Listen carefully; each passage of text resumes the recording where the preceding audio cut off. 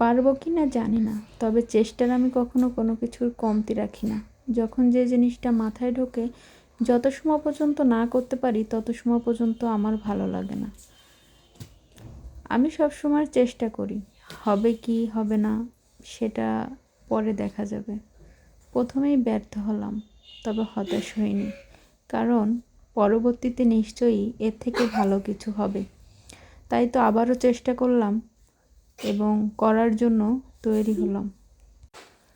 ডিমটার কুসুম প্রথমে ভেঙে গিয়েছিল, তাই তো পরবর্তীতে আবারও নতুন করে 2টা ডিম নিয়ে নিলাম। এর আগেও কেক তৈরি করেছি, তবে আজকে অন্যভাবে একদম সঠিক নিয়মে করার ট্রাই করতেছি। আমার আবার সবসময় একদম মেপে ঝোপে সঠিক নিয়মে করতে ভালো লাগে না। তারপরেও যতটুকু না করলে নয় ততটুকু তো করতেই হবে।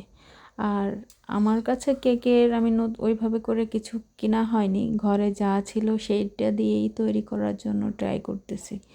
তো দেখলাম আলহামদুলিল্লাহ অনেকটাই ভালো হয়েছে। ক্রিমটাই যে একদম সুন্দর মতো হয়ে গেছে।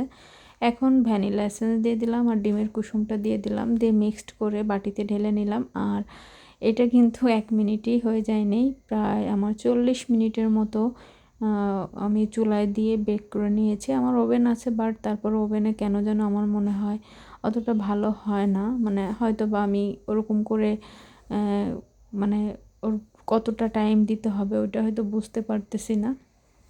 যাই হোক, কিন্তু আমি এটা চুলায় বেক করে নিয়েছি এবং এতটা সুন্দর হয়েছে প্রথমবারেই, মানে আমি চিন্তাও করতে পারিনি এতটা সুন্দর হবে, এতটা ফ্লাফি হবে এবং স্পঞ্জ কেক একদম পারফেক্ট হয়েছে। আমি যতগুলো ভিডিও দেখেছি একদম তাদের মতোই হয়েছে। আর এই জিনিসটা আমার কাছে খুবই ভালো লাগছে। এই তো, আর আমার ক্রিম ছিল না, আমি একটা ডিম ফেটিয়ে ক্রিমের মতো তৈরি করে সেটাকে এই যে কেকের উপরে দিয়ে দিয়েছি। আর এই তো হালকা পাতলা, মানে নজেলও নেই যে ডেকোরেশন করব, তারপরও যতটুকু আর কি করা যায় করে এই যে।